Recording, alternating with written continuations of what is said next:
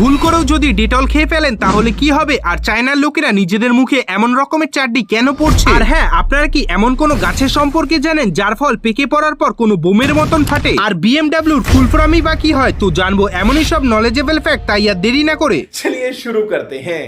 Number 1 বন্ধুরা, যখন আপনি কোনো জিনিসের বারকোড স্ক্যান করেন বা করান, আপনার তো এমনটা নিশ্চয়ই মনে হয় যে বারকোডের স্ক্যানার কালো লাইনগুলিকে স্ক্যান করে ফলাফল জানায়, বাট আপনি জেনে অবাক হবেন স্ক্যানার ব্ল্যাক লাইনগুলিকে নয়, ব্ল্যাক লাইনের মধ্যে থাকা সাদা অংশগুলিকে স্ক্যান করে ফলাফল জানায়। নাম্বার 2 বন্ধুরা, আপনাদের কি জানা আছে যে নিউজ পেপার আমরা মাত্র 5 টাকা দিয়ে কিনি, ওটাকে তৈরি করতে প্রায় 15 থেকে 20 টাকা খরচ হয়। মানে হলো নিউজ পেপার আলারা শুধু একটা পেপারকে বিক্রি করে 10 থেকে 15 টাকা লস করে। এটা কি করে হতে পারে, যে কোনো বিজনেস এত লস করে কিভাবে এতদিন অবধি চলতে পারে? ওয়েল, এইখানেই আসে purpose of so many ads in news paper. যখন আপনি কোনো নিউজ পেপার কেনেন তো ওটাতে নিউজের থেকে বেশি আপনি অ্যাডস দেখতে পান। এখন আপনি এই অ্যাডস এর কি বা করতে পারবেন, অনেক নিউজ পেপারে তো একদিনের জন্য ফ্রন্টে অ্যাডস দেখানোর জন্য 2 থেকে 5 লক্ষ টাকা অবধি নেয়। এমনকি গোটা নিউজ পেপারে যত বেশি অ্যাডস হবে তত বেশি তাদের কামাই হবে। এই যে তাদের 10 থেকে 15 টাকা লস হয় না, ওটা এই অ্যাডস থেকেই কভার হয়ে যায়, সাথে সাথে এক্সট্রা টাকাও কামিয়ে নেয়। মানে বুঝেছেন, নিউজ পেপারে যদি অ্যাডস না হতো তাহলে প্রতিদিনের নিউজ পেপারের দাম 20 থেকে 30 টাকা হতো। নাম্বার 3, আপনাদের মনে হয় হয়তো যখন নরমালি কাঁদে যেই চোখের জল হয় আর পেঁয়াজ কাটার সময় যে চোখের জল হয় ওই দুটি সেমই হয়, বাট আমাদের পেঁয়াজ কাটার সময় যে চোখের জল বাড়া হয় ওটা কেমিক্যালি খুবই আলাদা হয়, যেটা নরমাল ইমোশনালি চোখের জল হয় তাতে প্রোটিনের মাত্রা অনেক বেশি হয়। নাম্বার 4 বন্ধুরা, আপনি আপনার ওয়াশ বেসিনে এমন একটা হোলসকে তো নিশ্চয়ই দেখেছেন। এটাকে দেখার পর আপনার মনে হয় হয়তো এটা নিশ্চয়ই ম্যানুফ্যাকচারের একটা ডিফেক্ট হবে হয়তো, কিন্তু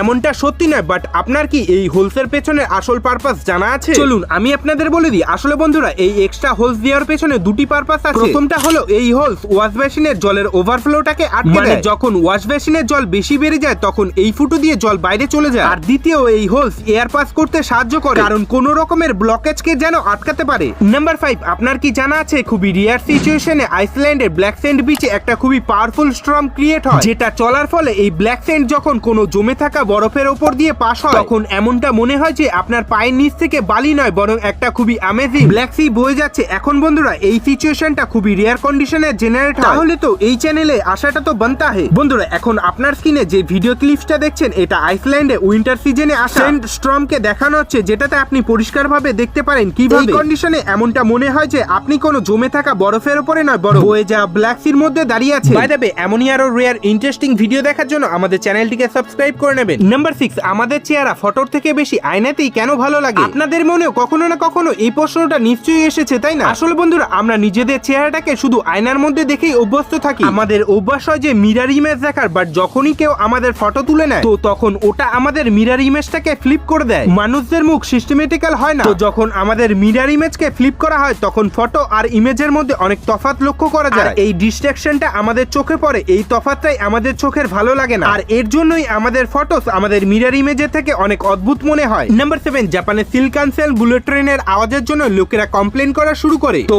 ইঞ্জিনিয়ারিং টিমকে বলা হয় যে এর থেকে বেশি শান্ত আর কম বিদ্যুৎ খরচ করার ট্রেন বানাও। এটার কারণে লোকেদের খুবই প্রবলেম হচ্ছে, বাট যেই ডাইরেক্টর ছিল তার পাখিদের দেখার খুবই শখ ছিল। একদিন সে কিংফিশার নামের এই পাখিকে দেখে যখন জলের ভেতরে যে নিজের শিকারকে ধরে, তা আবার কোনো শব্দ না করে, আর তার পাতলা ঠোঁটের কারণে খুব সহজ হয় জলের ভেতরে যেতে। ডাইরেক্টর ছিল সে ওই পাখির ঠোঁটের মতন বুলেট ট্রেনটাকেও বানায়, যেটাতে নতুন ট্রেনটি 10% ফাস্ট ছিল আর 15% কম বিদ্যুৎ খরচ করতো পুরনো বুলেট ট্রেনের তুলনায়। আগের ট্রেনের থেকে আওয়াজও খুবই কম ছিল। এই ডাইরেক্টরের নামটা নাকাটসু ছিল, মানে নাকাটসু ভাই এক তীরে দুটি নিশানা লাগিয়ে দেয়। নাম্বার 8, আপনাদের কি জানা আছে চায়নার অনেক সমুদ্রের বিচে অলমোস্ট এমন সব লোকেদেরই অদ্ভুত রকমের জিনিস পরে থাকতে দেখতে পাবে, কিন্তু টুইস্ট এটা হলো বন্ধুরা, এটা কোনো ফ্যাশন স্টেটমেন্ট নয়, বরং এই লোকেরা বাধ্য হয়ে এমন ড্রেস আপ পরে। আসলে বন্ধুরা, চায়নার জিওগ্রাফিক্যালি কন্ডিশনের হিসাবে আপনি এই কান্ট্রিতে এমন অনেক বিচ দেখতে পাবেন যার মধ্যে যদি আপনি সামার সিজনে আপনি আপনার স্কিনকে কভার করে ওইখানে না যান তাহলে আপনার ক্যান্সার বা আলাদা আলাদা স্কিন ডিসঅর্ডার হতে পারে। আর এটাই ওই কারণ হয় যে বিচগুলিতে আপনি লোকেদের এমন অদ্ভুত ড্রেস আপ পরতে দেখবেন। নাম্বার 9 বন্ধুরা, প্রকৃতিতে এমন অনেক জিনিস আছে যেগুলি আমাদের অবাক করে দেয়। এখন এই গাছটাকেই দেখুন, আসলে এটা এমন একটা গাছ যেটাতে ফল নামের বোম ফলে। এই ফলটা পাকার পর এমন ভাবে ফাটে যেমনটা কোনো ডাইনামাইট হয়। বলে দিই, এই গাছের নাম হলো সেন্ট বক্স ট্রি।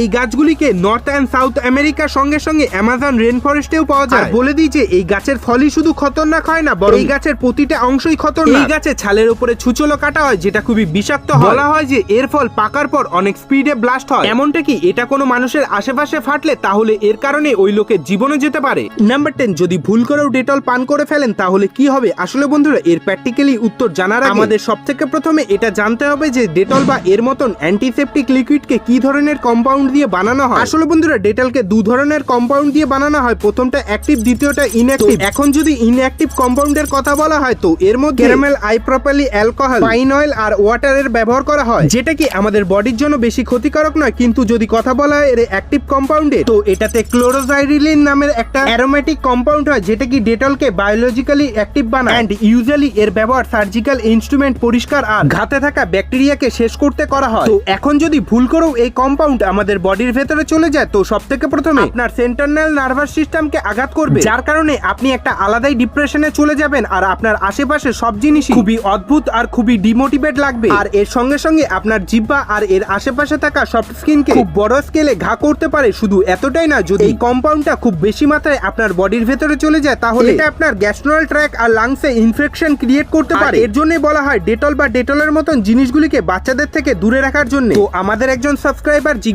জিজ্ঞেস করেছে কাটা বা ঘা জায়গায় সাদা কাপড় দিয়ে কেন ব্যান্ডেজ করা হয়। আসলে বন্ধুরা দেখুন, কাটা বা ঘা জায়গাটাকে পরিষ্কার করতে হয় কারণ চোট লাগা জায়গা যেন তাড়াতাড়ি ঠিক হয়। যেমনটা কি আমরা সবাই জানি সাদা জিনিসের মধ্যে আমরা কোনো নোংরা জিনিসটাকে ভালোভাবে ভিজুয়ালাইজ বা দেখতে পারি, আর এটাই ওই কারণ যার কারণে সাদা কাপড় দিয়ে আমাদের ব্যান্ডেজ করা হয়। তো বন্ধুরা আজকের বোনাস ফ্যাক্ট হলো আমাদের আরো একজন সাবস্ক্রাইবার জিজ্ঞেস করেছে BMW ফুল ফর্ম কি। আসলে আমরা BMW নামটার সঙ্গে কম বেশি সবাই পরিচিত, বাট এর ফুল ফর্মটা খুব কম লোকেরই জানা আছে। বাইরিশ মোটর ওয়ার্ক GmbH। যদি ভিডিওটা ভালো লেগে থাকে তাহলে একটা লাইক নিশ্চয়ই করে নেবেন। Thanks for watching this video.